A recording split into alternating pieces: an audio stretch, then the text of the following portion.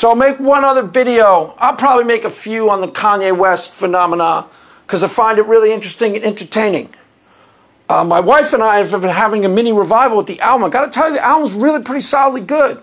It's convincingly a gospel album, and it's really pretty good. I like it a lot, actually. I think it's his most solid musical work. Just as music, it's probably his most solid work since My Beautiful Dark Twisted Fantasy, which was like 5 or 6 albums ago. Kanye West, as I pointed out in one of my videos, is always a bit of a mixed bag. You know, you got to kind of dig into his albums, and sometimes at first glance, like he had the album Yeezus. At first glance, I thought there were a couple songs in there really brilliant and innovative, like Black Skinhead. I loved it when it first came out, and never listened to it really in years, 5 years. This album is more musically coherent and a lot more solid as a musical piece. There's at least 4 or 5 really rock solid. I might do a review of the album itself, but there's at least 4 or 5 really solid songs there. Selah is great. Follow God, killer song. I think it's a killer song. That's classic Kanye West, Follow God. It's built off of this sample from left field that's really prominent and really interesting. Lift my hands to you. It's really, really cool. I think it's lifelike. It's a killer track. That's probably my favorite song on the album. But so musically, it's really solid. I say it's up there with I think it's at #1 right now. I foresee it being on #1 for some time to come. It's really pretty rock solid musical album. So, which brings us to something that I've noticed on Twitter and took great amusement in. The defensiveness of the atheists towards the Kanye West phenomena. There's a certain, not all of you. There's, you know, as usual, you always got to parse between the normal cool atheists and the dipstick atheists. But like, there's a phenomenon out there of falling all over yourself to make sure that you belittle and condemn the Kanye West phenomena, point out how fake it is before it, you know, because it's obvious to me that you're threatened by it. That's what I see. Someone posted a link to an article, retweeted something like, Kanye West says he's going to convert atheists. And I swear to God, there was at least 100 comments, at least 200 comments by atheists. Oh, good luck with that. Oh, blah. Oh, good luck. Well, I'd like to see that. I don't even like his music. Blah, blah, blah. That bespeaks defensiveness. Sorry for observing the obvious, but that bespeaks defensiveness. How most of you cannot recognize that, I do not know. And I get it. I understand why you'd be defensive. Here is Christianity from times past, when it was trying to be quote-unquote culturally relevant. That was a big thing in the church that I was a part of. And it was weird, too, because this church was, by definition, a lot more culturally relevant than, you know, most of the churches out there. It was right here in Southern California. Celebrities, movie stars attended the church. Louis Gossett Jr. Actually, Louis Gossett, you probably don't remember him, but he was awesome back in the day. He won an Academy Award for Officer and a Gentleman. Killer performance. Killer performance. Where you from, boy? Oklahoma City, Oklahoma, sir. Only 2 things come out of Oklahoma. Steers and queers. I don't see no horns growing out of your head, so you must be queer, boy. Don't you eyeball me, boy. Killer performance. Officer and a Gentleman. Won the Academy Award for it. I loved it when I was in 8th grade or something. It was one of my favorite, it's one of my favorite things. I used to quote it all the time, as you can see. So he went to the church. A couple of famous people, Craig T. Nelson. Probably nobody remembers who that is. Coach. There was a show, Coach, on TV. Nice guy. He was in my men's group. Lifehouse was the house worship band. None of these are all that culturally relevant today, but that's a lot more prominent than like your average church. Those are a lot more prominent people in the culture than... Actually, Lifehouse, I think, had a #1 album. I knew the kid, the Jason Wade. He was a nice kid. He went to our youth group. His mother was a church leader. He was a member of our church right before they put that, right before that album was going out. Now, that church fell apart that I was a part of. But it had some amount of cultural relevance. There was even a rumor that, what's her face went there? What's that woman's name? Pamela Anderson. I never saw her there. I don't know if it's true, but that was the rumor.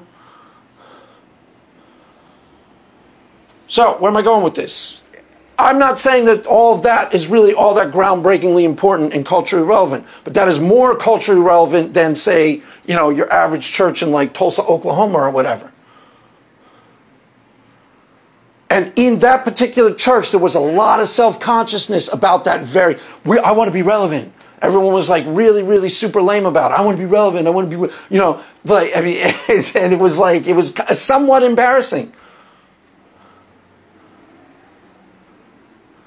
You know, because I came from a totally different reality. And, you know, I was from like a cynical, street smart New Yorker reality. I talked about this a little bit in some of my other videos. So it was a little weird to me that everyone was so tripped out about, you know, and what they considered relevant was really kind of lame and not really all that relevant.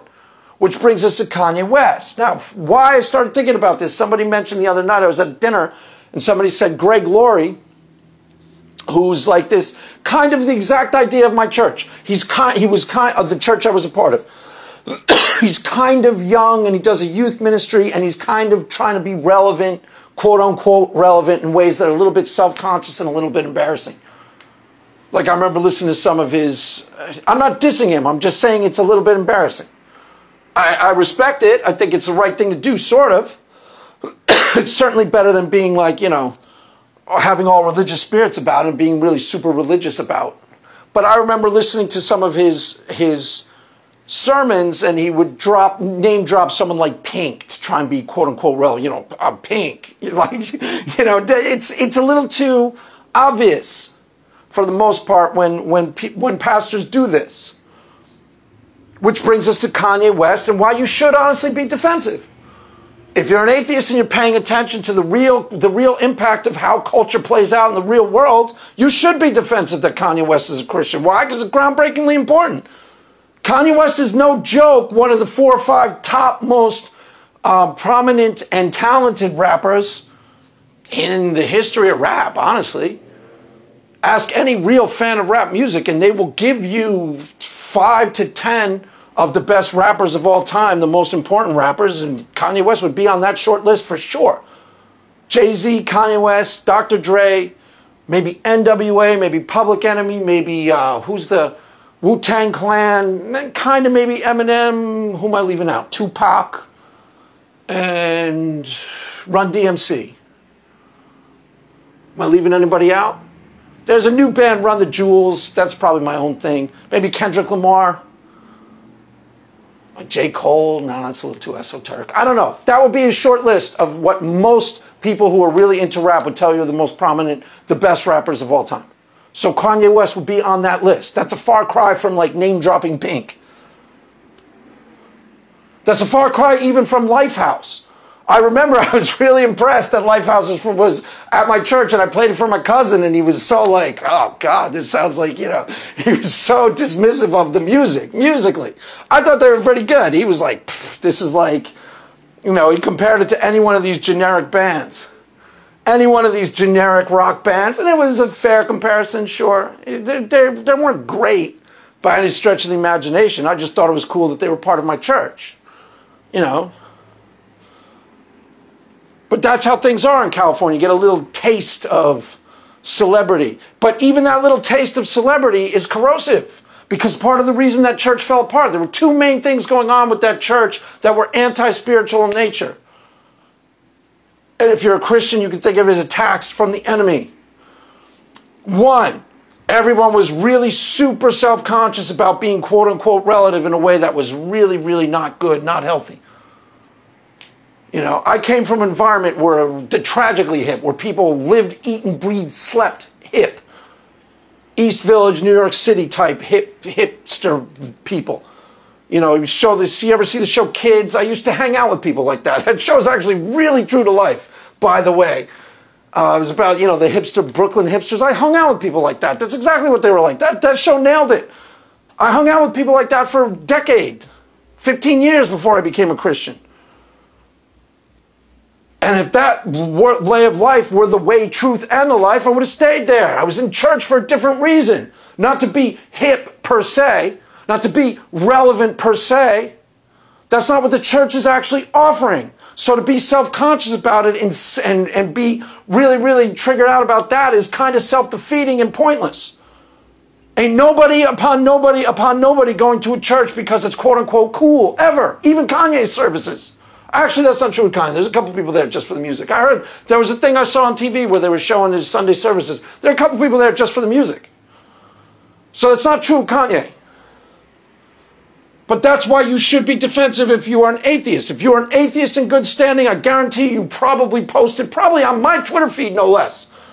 Here's how, 70% used to be that 70% of Christians in America were believers. Now it's 55%. Oh my gosh, Christianity's falling apart. And you're all giddy about this fact, and now we have evidence to the contrary that's really powerful and really important. I thought there was a lot of evidence to the contrary, quote-unquote, the demise of Christianity with Jordan Peterson. I was shopping Jordan Peterson videos around about 5 or 6 months before anybody had ever heard of him. You turn around and he had like 50,000 subscribers on YouTube. Nobody had heard of him. I'd be like, you got to check out this guy's religious videos. This guy's Bible videos. Turn around, he's over a million subscribers. So I saw a growing phenomenon with Peterson himself. I didn't really need Kanye West to convince me that the demise of Christianity is far overrated. It ain't going nowhere. It's not going anywhere, atheists. Wake up. It's not dying out. I don't care. I don't care what little short-term article you send me.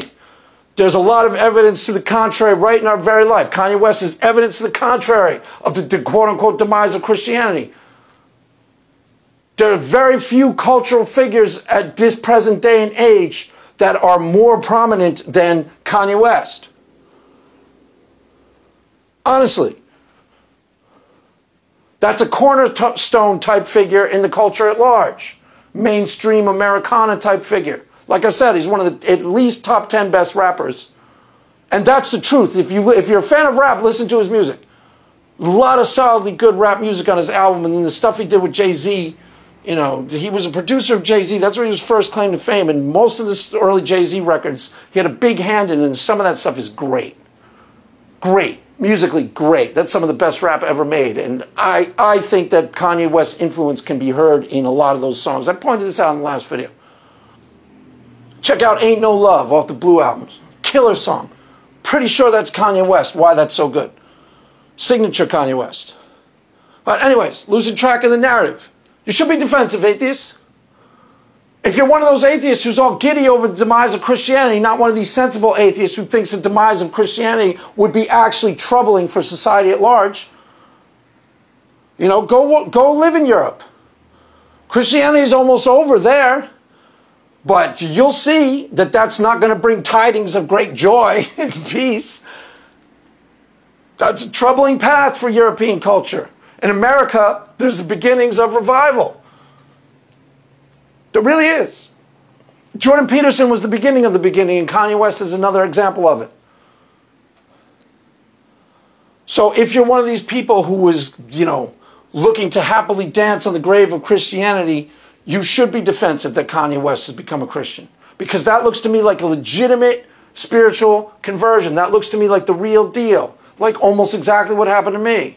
One day I was Mr., cocaine sex. No, I didn't have any money for cocaine. I wasn't Mr. Cocaine sex. I was Mr., whatever. Mr. Drug-addled, cynical New Yorker. Next day, I'm Mr. Super Spiritual, making videos on YouTube about how great Jesus is. Hallelujah to the Lamb of God. That looks to me like the exact same type of transformation that happened in my life. So I would be defensive about it if I were you, the atheist. I would wake up and recognize that that's a sign, a clear sign. I don't believe in signs, Craig. I don't care. It's a clear sign that Christianity ain't going nowhere. No matter how many dopey articles you post that tell me otherwise. Those are trends that are happening right now in real time, in real space. And they're going to play themselves out in the next 3 or 4 years. So 3 or 4 years from now, there are going to be different articles in different magazines. And they aren't going to be saying Christianity is over in the United States. They're going to be saying Christianity had a mysterious revival in the United States. Look at Jordan Peterson. I promise. When I was first talking to people about Jordan Peterson, nobody had ever heard of him. And it was within 7 months. He had 1 million subscribers, and he's the bane of all the anti-theist existence. I hate him. He's word salad. I hate third piece. Word salad. Yeah. But the important part is 1.5 years ago, nobody had heard of him. Or 2 years, maybe it was longer. 2 years ago, nobody heard of him. That's a Christian revival right there. We didn't need Kanye West. But you should be defensive about Kanye West. You should be like, oh, God, no big deal. Ain't nothing to see here. Nobody cares about Kanye West. Yeah, they do. That's the point. Yeah, they actually really do. And the music, the album is, I think, #1, and it's a solidly good musical album. And convincingly gospel. I posted one of the videos as a gospel track. Someone did a cover of it. God Is. It's a killer song. 4 or 5 killer tracks on that album. Honestly. Really, really, really solidly good songs that can stand alone as covers of gospel songs. If Hillsong starts covering, they get whatever 100 million views on YouTube. If Hillsong starts covering those Kanye West. There's 4 or 5 great songs on that album. Great. My wife is having a mini revival with it as we speak. She listens to it almost every day. She loves it. Because it's good. It's crossover, and it's really good musically. It is successfully gospel. It works if you covered it just as standalone worship songs. Almost all the good songs on the album. Follow God, God Is. What else on the album? There's 5 killer tracks on that album. All of them would stand alone as gospel music if you just recorded them as a cover. So, anyways, yeah, I'm rambling a little, but I think the point is well taken. You know, atheists were falling all over themselves to make sure they were on record saying, I really don't care about this at all, and this is going nowhere, and nobody cares. Well, guess what? That's a mistake. That's a mistake. It really is. Because Jordan Peterson was phenomena enough to put to bed the idea that Christianity is over. Christianity is seeing a resurgence as we speak. As we speak.